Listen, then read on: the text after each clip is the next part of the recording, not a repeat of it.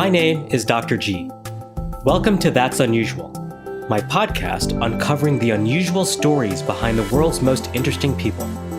On this show, we celebrate what makes us different and how we convert those differences into unexpected opportunities.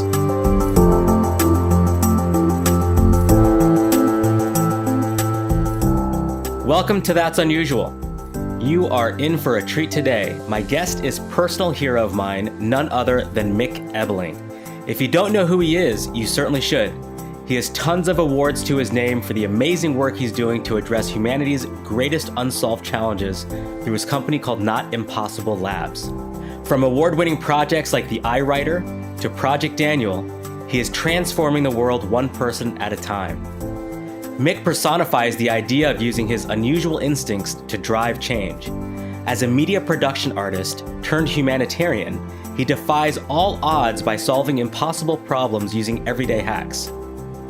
Without giving too much away, on this episode, you will hear his unusual journey firsthand, understand how he approaches impossible challenges, and his life mantras around committing, then figuring it out.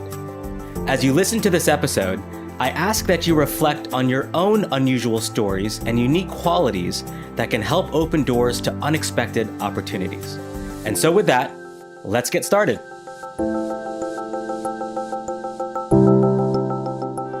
Welcome to That Unusual. Welcome to the show, Mick. Thank you very much. Thanks for having me. I am really excited to have my good friend Mick Ebeling, founder of Not Impossible Labs, on the show. Probably one of the most fascinating individuals I've ever encountered. And he's got a story that I am sure everyone will love to hear. You've got numerous well-deserved awards to your name for the work that you're doing in bridging technology with humanity. And I'm sure that, there's a lot of amazing projects that you're currently working on, which we'll get to. But before that, I want our listeners to really get to know who Little Mick was. Certainly you've had, a slightly unusual journey that's taken you on many paths. And so if you don't mind, maybe just take us back to Little Mick and briefly share your journey into the genesis of starting and creating what is now Not Impossible Labs. Well, first of all, thanks so much for having me. Little Mick versus the start of Not Impossible Labs. I think if I was going to connect the two, Little Mick came from just the way that I was brought up. I came from a family of people who were, and I wouldn't have ever said this when I was growing up, but who are very socially active in terms of philanthropies and sitting on boards, and they were just conscious of trying to make the world a better place. For me, there was just my mom and dad, right? It was just, they would go to these meetings or they would start these foundations or start these charities, but for me, it was just mom and dad. So I think that now having kids and doing what I do, I look back and I go, look at that. They never explicitly said, leave the world a better place or, try to do good for your fellow human. They just lived it. And I think just through that example, it unquestionably affected me. There's one specific thing that my brother and I talk about, and that's the fact that we used to go camping every year. And that was our family vacation. And we would go, we would set up our trailer for 2 weeks and we would camp and fish and, just do those kinds of activities. And at the end of the trip, my dad would say, all right, go around and pick up the trash, but pick up not just the trash in our campground, but the trash in the other campgrounds. And my brother and I would always say, well, we didn't leave any trash on the ground. Those cigarette butts or those pieces of trash, they're not our trash. And my dad would say, listen, pick it up anyway, because if everybody left the campsite cleaner than when they found it, then we would have no need to have to pick up trash. And of course, my brother and I would complain and bitch and moan about it, but we would do it. And now I think that's one of those things that we are trying to do with Not Impossible, is just to leave the campsite a little cleaner than when we found it. That's such an interesting perspective. It's so true. It's like, it's sort of those unknown factors that you sort of grow up and the values that get instilled by your parents, just sort of bleed into how we run our everyday lives and how we think about the businesses that we run and things that we do. And certainly is the case for Not Impossible. Tell me about, I know you started, your background is actually in media production, if I'm not mistaken, and somehow, morphed your way or evolved your way accidentally into what you're doing with Not Impossible Labs. And I found that story really fascinating because it's really an unusual transition where you've gone to. And a lot of people approach businesses and say, what's the big customer pain in the marketplace and how do we solve for it?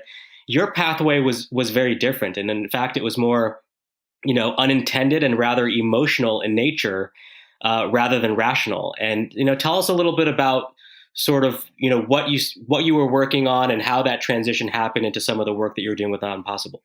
So, I started as in this business of production, and production, can mean a lot of different words and a lot of different definitions to a lot of different people. But production from where I came from was in this world of graphic design and animation. And, we did things like, main title sequences for films and, like the James Bond main title sequence, or we did CG animation and character animation for television shows. And so it was things that were very much technology focused. It was production and entertainment, but it was technology for the sake of design. It was technology for the sake of aesthetics or characters or entertainment. And so I was exposed to that world and a very fascinating world of making things that didn't exist, right? You started with a blank computer screen, and then you would turn it into something that was now this vibrant, living, moving digital character or poster or whatever it might be. So that was always, not being trained as a designer, I was just fascinated with that. So you take that world, and I'm doing that world, and I did it for other companies, did it for other people. And then I started my own company, and that turned up, going very well. And we had offices all over the world, and we were really thriving. But at the end of the day, I reached a certain point that I felt like I was making things that were make believe, and they didn't have any life beyond, say, that airing of that commercial or that film or that television show or whatever it might be. So I didn't go out and, divorce my wife, buy a Porsche and have that, kind of quintessential midlife crisis. I just was like, I definitely am looking for some kind of other satisfaction in my life that I'm doing something that's a little bit bigger. And lo and behold, the universe delivers, and on accident, complete accident, which I'm a huge believer in serendipity and accidents. My wife and I were out on a date. A friend of ours took us to a gallery show. We thought it was going to be your typical boring adult gallery show. It ended up being just the opposite. It ended up being a fundraiser that was for a paralyzed graffiti artist named Tempt1, and Tempt was paralyzed with ALS. And we were just really just kind of blown away by the support and the love and the whole experience and that we experienced at this benefit.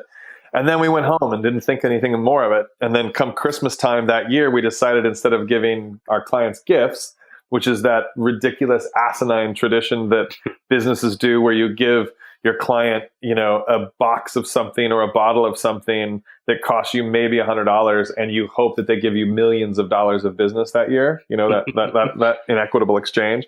Sure. So we said, all right, let's make it so that we're making a donation on behalf of our clients to a charity. So my wife, who comes up with all the brilliant ideas in the family, said, why don't we do it for that Tempt1 Foundation? We did. We met with them. We said, we're going to give you this money. And they said, we said, what are you going to use it for? And they said, we just want to be able to communicate with our son and our brother.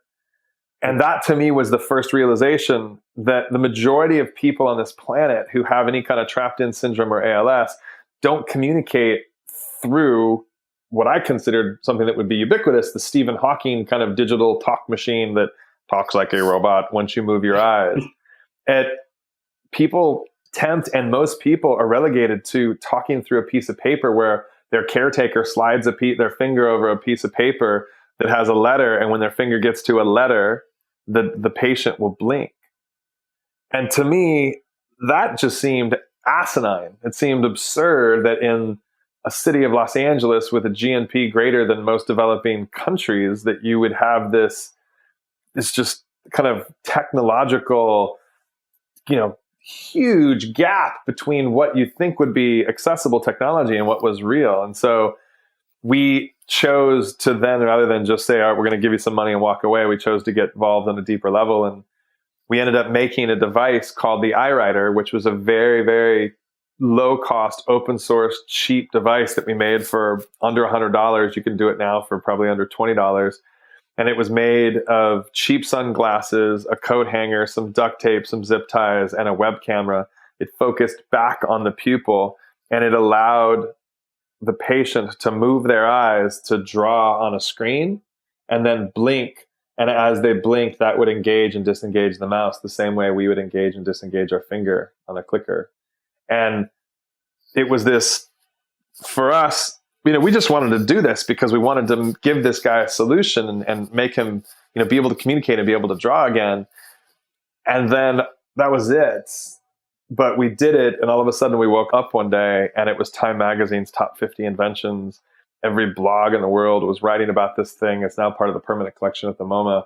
And we were like, holy cow, what just happened?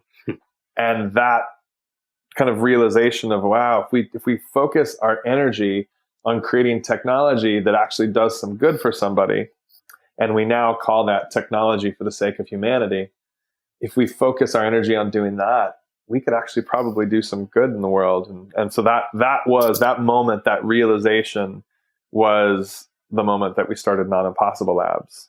And that was the start of the company.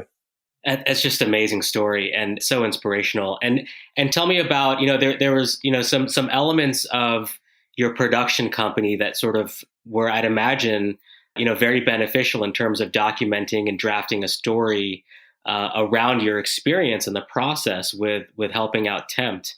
How did that, it seems like that almost played into a natural evolution into leveraging what you were doing from a production standpoint into almost showcasing some of these stories that you're developing in terms of, helping society and helping humanity. I mean, that experience shaped me in terms of being able to now realize, wow, I had no clue what I was doing. I had no idea. I mean, we essentially made an ocular recognition device. I didn't know that those 3 words existed, right?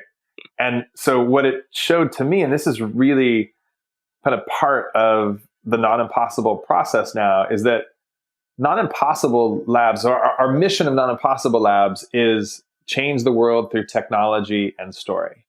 And as I said, technology for us is technology for the sake of humanity. And then story is about telling the story around what we're doing, so that the story, the technology, has the ability to help more people.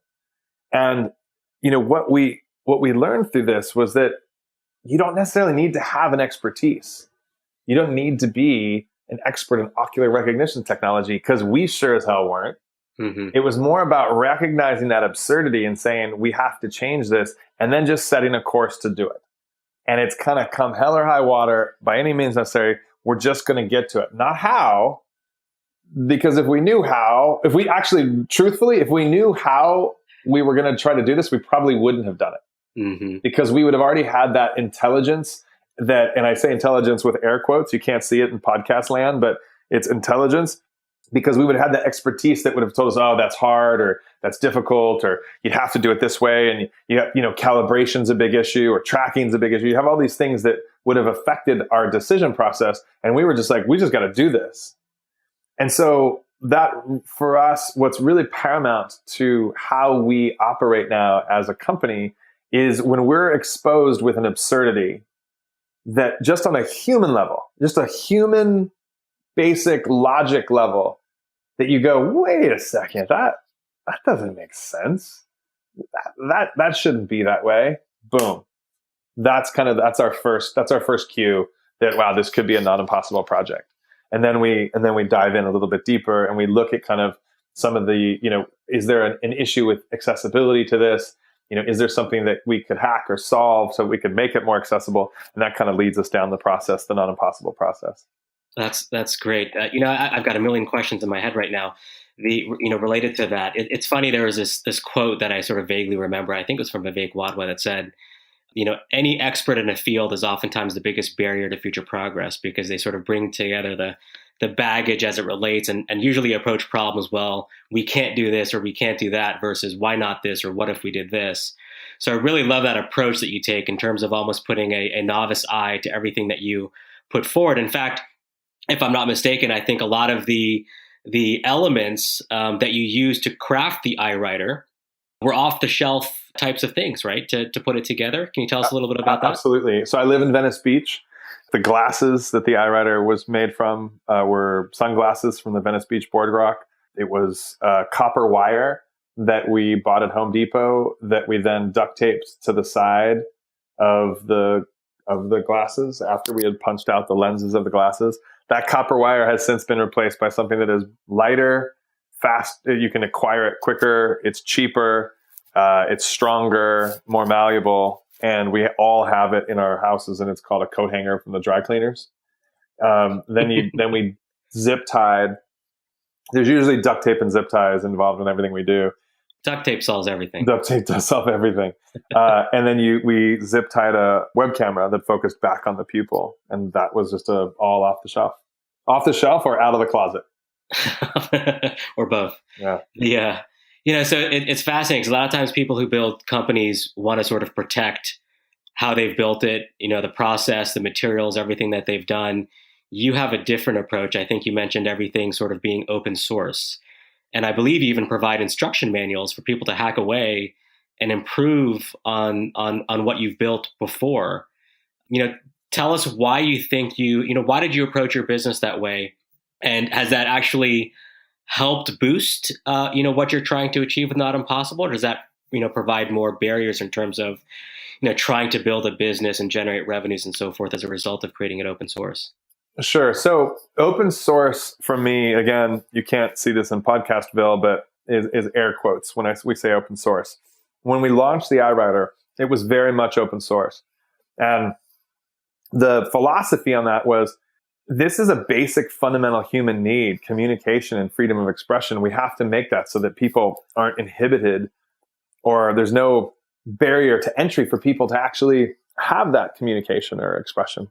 So we said, let's make it open source, and let's publish the code, let's publish the instructables on how you can make it. And I think that was the intention of that was 100% pure. Something funny happened, and people started to approach us and say, hey, can you make us an iRider? Can you make me an iRider? They would send us these very, sad, heartfelt emails about their loved one who had ALS and how they just wanted to be able to communicate with them again. And our position was, you must make this yourself. This is open source. We were kind of waving the open source banner and saying, that's why we did it this way. And please go make it yourself, because if you learn how to make this, you can make it for other people and more people can be helped. And the reality is, when we reflect back on that, a year or two later, what I realized is that there were people who came to us asking for that. And then I said, you got to make it yourself. And the reality is, there's a really good chance they never made it. In fact, I would bet that most of the people who asked us to make them probably ended up not making them, even though they could, even though everything was out there for them to do it. And so what we realized is that open source does not necessarily, it can mean accessible, but it does not necessarily mean accessible. And so what we strive to do now is to make things accessible. And that could look like putting it on open source. But in the case, retroactively, to go back to the iRider, what would have been a better approach? In hindsight, I think a better approach would have been to say, you can either make it yourself, and here's all the instructables and instructions on how to do it yourself, or you can click buy it now and it'll show up on your doorstep for a certain price. And then we could have built in some profit so that we could support it. We could have some inventory so that we could make it. And in hindsight, that probably would have been the better path. We probably could have gotten more of them out there. Maybe we could have just given it to someone to run as a business. So for us, what we are, very, very rooted in is this concept of accessibility. How do you make something accessible? And we will kind of, by any means necessary, to make something accessible. That's the path we'll take. Does it mean that we to make it open source? Sure. Does it mean that, it falls under Creative Commons? Sure. Does it mean that we actually patent the idea, retain the IP so that we can forcefully suppress the pricing so that you don't get a $700 pill? Sure, that might be it as well. So we look at different ways to do it, but accessibility is kind of our overarching governor in terms of everything that we do. So learning from that experience with the iRider, I know one of the the projects that got quite significant media attention was Project Daniel, which I believe is one that soon followed after the iWriter. Did you tell us about Project Daniel, and also what did you do differently about that specific project? Having learned from what you did with the iWriter. So Project Daniel came about again through the non-impossible, kind of process, our recipe of recognizing something that is absurd. And that came about because I read an article in kind of Time online by a guy named Alex Perry. And it talked about this incredible doctor over in the Nuba Mountains. And this doctor's name is Dr. Tom Catena, who, as far as I'm concerned, is a modern day Mother Teresa. And Dr. Tom services this ribbon of mountain range in between Sudan and South Sudan called the Nuba Mountains. And he has to do everything for this particular region. Like, he's the only doctor within a 1,500-mile radius. And part of the story was about this young boy who was out tending his family's goats and cows. He heard the bombs coming because President Bashir, who's the current reigning president of Sudan, he basically rolls 55-gallon drum bombs, basically, out of the back of these turboprop planes. And when they hit the ground, they're filled with jet fuel and shrapnel. They spray shrapnel and shards everywhere, and that's how people are killed or maimed. So this young boy lost both of his arms in one of these bombing runs. Dr. Tom saved him, and when this young boy woke up, the young boy's name was Daniel, he looked at himself and saw that he was now missing both of his arms. And it's hard enough to stay alive in Sudan with your limbs. And he recognized that he was now a double amputee and said, if I could die, I would, which is an understandable sentiment. But the second sentence is what kind of kicked me in the gut, which is because now I'm going to be such a burden to my family. And that emotion of him wanting to be dead, not because he felt sorry for himself, because he didn't want to be a burden to his family, that one to me was the absurdity. I'm like, all right, that's it. Don't know what I'm going to do. Don't know how we're going to do it, but we have to commit to solving this problem. And so that's how Project Daniel became our next project. And, I go back to what I said before. We had no clue what we were going to do, but a fundamental component of what we do at Not Impossible is this. We have a mantra, we have a practice of that you commit and then you figure out how you're going to pull it off. And so that's what we did for the iWriter, and that's what we did for this. And so we started down this path, and the second you commit to something, all of a sudden things start to appear for you, right? You start to see things or read things or learn about things or hear things that could help you towards your path, towards your solution. And that's exactly what happened. So we ended up aligning with, people far smarter than us who had expertise in these areas. And we ended up coming up with a very low cost, affordable, and sustainable solution, which is we made prosthetics with a 3D printer. And then we went to Sudan and 3D printed prosthetic limbs for Daniel so that he could feed himself and take care of himself again. But more importantly, we were able to teach his very small village and community, the village and community around Dr. Tom's hospital, we were able to teach them how to make them themselves. And so the project had the ability to go on and be sustaining afterwards. And that's really key in terms of how we think, is that we don't think, all right, let's go cure fill in the blank. Let's go solve this problem. What we do is we say, let's help this one person. And by solving this problem, helping this one person, by doing that, we'll then be able to help many people. So that's help one, help many. That's another very critical aspect to what we do and how we do it. I love that story, and I love your mantras as it relates to it. Commit, then figure it out, and help one, help many. That's a story, in fact, that I share on stage quite a bit because I was so inspired when I first heard that story and you tell me that story. You're making it sound almost so simple and easy to some degree. And I know that there's so much behind the scenes that went into the sort of recipe and the process of building this out. And, you're, from what I know, a very family-oriented guy.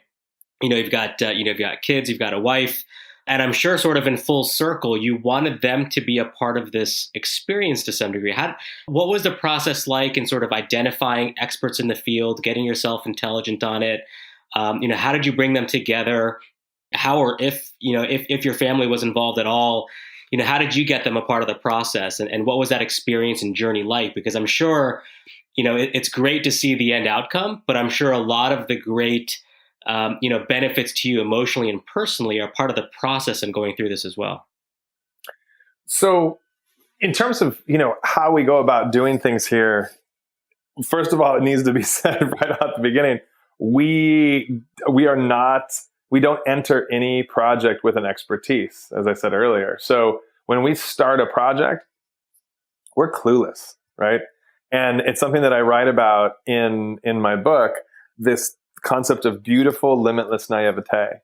And that naivete, we don't have a choice but to be naive when we enter half the things that we do, more than half the things, everything we do, because we're not experts. So that kind of is that first step towards doing it. And then we begin to assemble experts around us. And by assembling experts around us, people that make us feel stupid, people that are far smarter than us, we just have to retain that commitment to what the outcome is going to be, which is we're going to solve this problem. And when the experts, and as you said, I love what you said earlier, that an expert in the field is actually a barrier to future progress, that we make sure that someone's expertise and intelligence and talent doesn't get in the way of the project, that it actually is treated as a positive. And the second it maybe goes off the rails in terms of starting to see things as impossible or starting to see things as that not going to be able to work, that we kind of bring them back to the good side of the force. And so our job in terms of what we do when we assemble these teams is to constantly be that Jiminy Cricket and that reminder, and that, I'm a producer, so that project manager that project manages this thing into actuality, into reality. And that's about making sure that you're around people that are far smarter than you, and retaining your focus and retaining your commitment to seeing the thing through. So a lot of, individuals, from what I understand, you're set up as a for-profit organization. I think anyone looking at Not Impossible with such a great global social cause and mission would naturally assume that Not Impossible would be a nonprofit. Tell us about how you structure that and why you believe that a for-profit structure, sort of works pretty well in this circumstance for your business.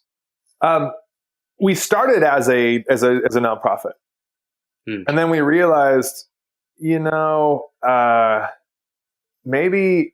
this isn't the best way to do it, because we were going to be forced to go down the path of many nonprofits, which is to be out kind of begging for your supper all the time, looking for donations and looking for funders. And if you think of the most significant charities of the last, or kind of nonprofit type of events of the last couple of years.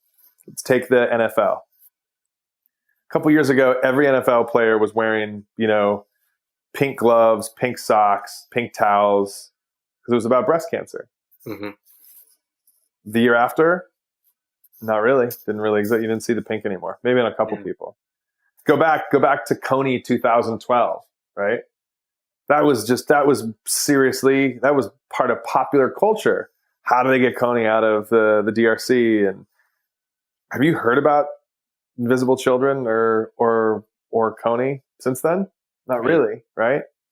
So, is that because breast cancer isn't an issue? Is that because Invisible Children isn't doing, good work out there? I know that their leader had some publicity issues, but whatever. I don't care about that. It's what they were trying to actually do. But does that mean that organization, whatever organization is, has less validity in terms of what they're trying to accomplish? No, it's like the Billboard Top 100. What's popular one month is not going to be popular the next. And so we said we don't want to fall prey to kind of the whims of trends and, kind of public tendencies. So we said, let's actually keep the foundation, and we'll make it so people can donate money, and that money that comes in, we can put it to work as it relates to any particular, need that one of our, I guess, demographics might need.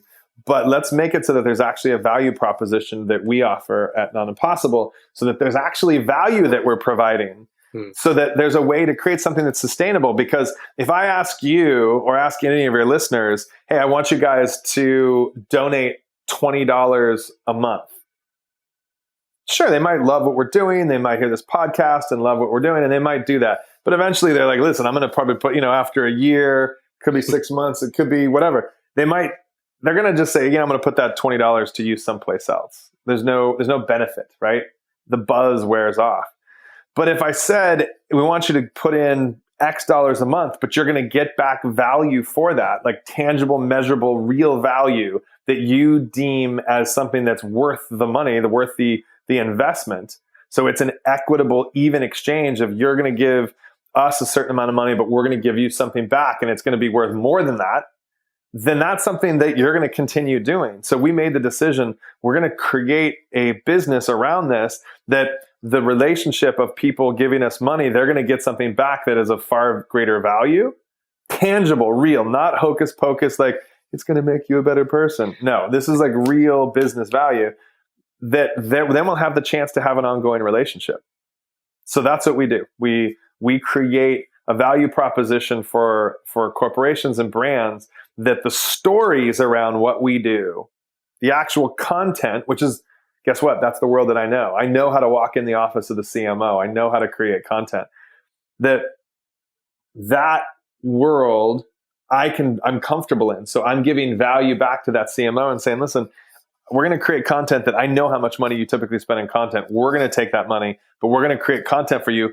But, oh, by the way, once you get that piece of content, there's also going to be a sustainable project that can live years on, for years after this thing delivers, as opposed to making a commercial. It airs after a month, they take it off the air and it's never to be seen again. So that value proposition is what we really kind of focus on, is how we can create some kind of sustainable value proposition to the people who are giving us money. I think that's such an important perspective for the listeners to really understand here. And I, a lot of folks have really grappled with the whole sustainability in nonprofit, organizations. Not that they're not important. I think they're very important, but I think the way you've approached and had success with Not Impossible as sort of a combo for-profit, nonprofit unit is absolutely fascinating. I think more organizations who really think about it, it's almost related to like the B Corp structure that we have now, and sort of, you can do good while doing well as well at the same time. And I think, you're certainly putting words into action here. So kudos to you for that. So, what's the next chapter for Mick? What's the next chapter for Not Impossible? What do you see down the pipeline? We have a whole slew of different things that are happening right now. Some of the things that we're most excited about are, we have a thing that we've created that allows the deaf to experience music, but we're hacking around the ears, which are the receivers of the vibrations that music, gives off. Your eardrum receives that vibration, translates it into a signal, and then the signal is, pumped over to the brain, and the brain then is able to experience music. Well, we're going around the brain and we're sending these vibration signals to the brain, but we're not going through the ears. We're actually going through the skin. And so we've created a way for the deaf to experience music, and it's just it's amazing. We created it for the deaf, but again, I told you earlier, I believe in serendipity and beautiful accidents. The effect that this has on people who can hear is it's mind-bending, because it now adds this additional layer to music that most people never considered. And the reason that's exciting is because we've now stumbled upon something that has massive market implications to how people will experience music in the future. But our focus, our one, was the deaf community, right? It was a deaf person to be able to experience music. So by creating something now that has the ability to help many people who can hear, not just people who can hear, it's going to actually create a better product for people the deaf community that we created this for in the first place. So we're super, super, super excited about that one. And so far we've had lots of famous musicians who've kind of come through and experienced this thing. And to a T, every single person has said, this is a game changer. That's incredible. So where are the vibrations essentially applied to the body? Different parts of the body. So wrist, ankles, and kind of throughout your chest, back, and spine. Wow. That is fascinating. Yeah, so that's really, and you can see if you go online, you can see some of the stuff that is posted on that right now. If you go to Not Impossible Now, which is our blog, you can see a piece that Katie Couric did on it with a deaf singer who was able to sing and do it without any type of outside help. She did it just through the vibrations that we're sending to our body. So that's one. We're launching a big initiative around, we've got some crowdsourcing initiatives where we're actually going to tap into the global brain to help solve issues around water and disaster relief and the deployment of life-saving vaccines to developing countries. That's all through this kind of crowdsourcing platform that we're creating. And one that we're going to launch next week at the UN Social Good Summit is a project called Hunger Not Impossible. That we're the thing that we love most about Hunger Not Impossible is that it's one of those type of initiatives where once you understand how it works and what it does, it's so ridiculously simple. And it's probably because I'm not smart enough to come up with something too complicated. So I got to dumb everything down so that my little brain can figure it out. But by doing so, we've come up with something that's just so easily digestible for people to understand that we think we're going to be able to take a really, really have a really big impact on the hungry, the homeless, and the people who live in a food scarce environment in our country and in other countries as well. Fascinating stuff. I cannot wait to see all of that stuff. And you probably have enough stories to share, for a good full day episode here. So we may have to come back and revisit some of your stories down the road. But I'd like to close out. I ask all of my guests a series of sort of rapid fire, Mad Lib type of questions where I start off a statement, you fill in the blank. Sure. Meant to be a little bit spontaneous and really give people a sense of, sort of what gets you up and what makes you tick and the types of things that you do. So if you're ready, we can go ahead and start off with the first one. Sure. All right. The first one is the best piece of advice I ever received was? I would say there's two. One was the advice that my dad gave me that I mentioned earlier, which is leave the campground cleaner than when you found it. And the second would be something my uncle said to me when I was graduating from college. And he took me aside and said, you probably have a lot of big plans. And I told him about my plans and what I was going to do and how I was going to take over the world. And he said, just know this, responsibility is way overrated.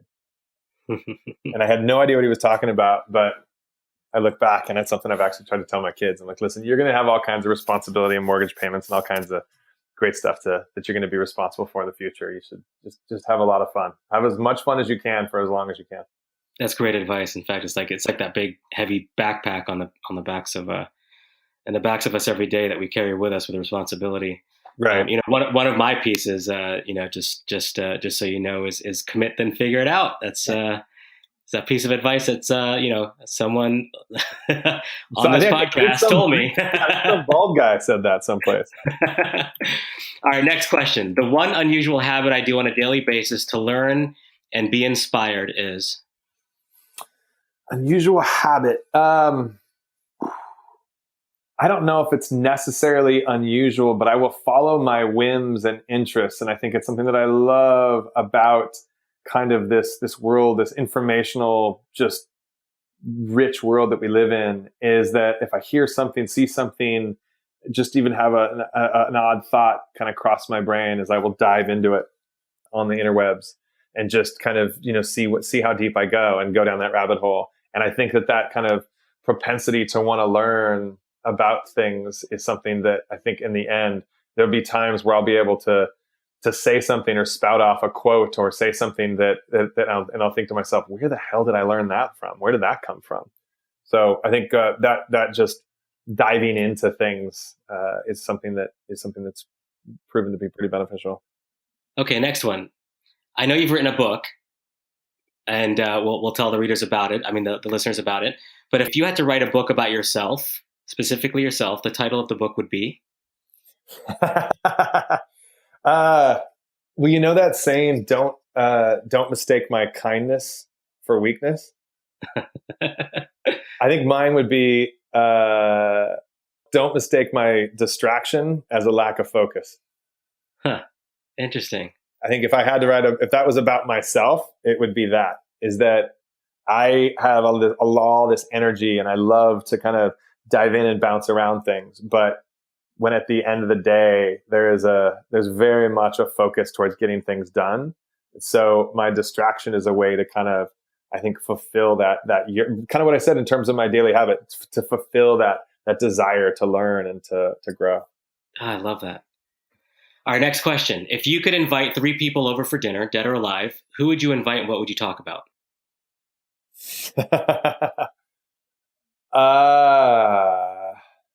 My dad, for sure. I have so many more questions for him.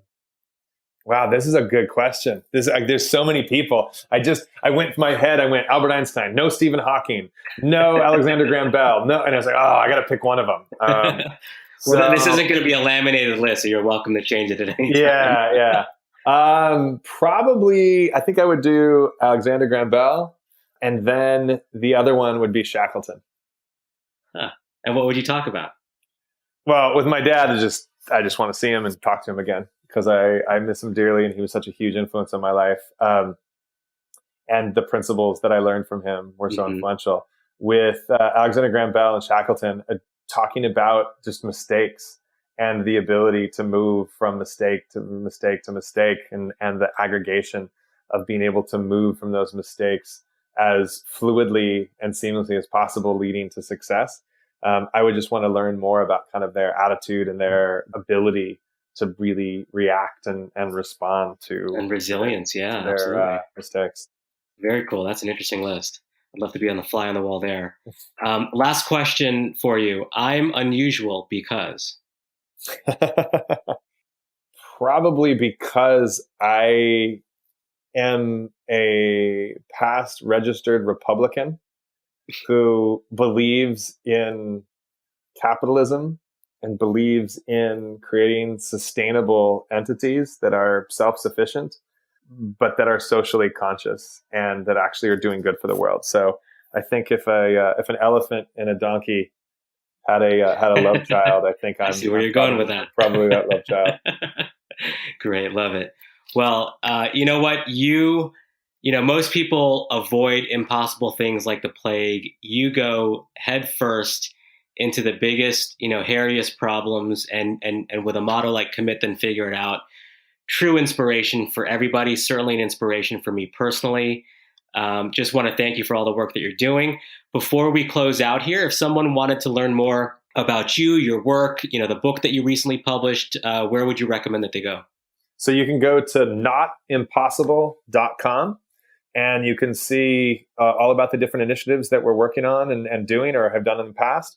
If you want to check out our blog, you can go to Non Impossible Now and see the stories of the people and technology that are making the impossible not impossible. And then you can follow us on Twitter and Facebook at Non Impossible or Mick Ebeling. Excellent. There you go. You heard it here. Thanks again, Mick, for being on the show, and we'll talk to you soon. Thanks so much. Appreciate it.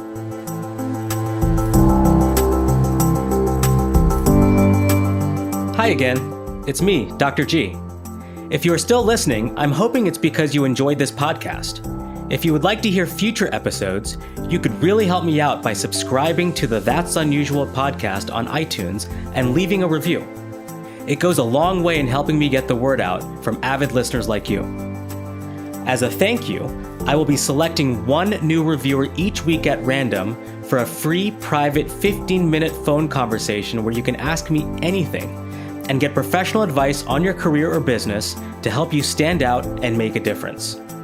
Also, if you want to be notified of any future episodes, please visit that'sunusualpodcast.com and sign up to receive updates on new episode releases.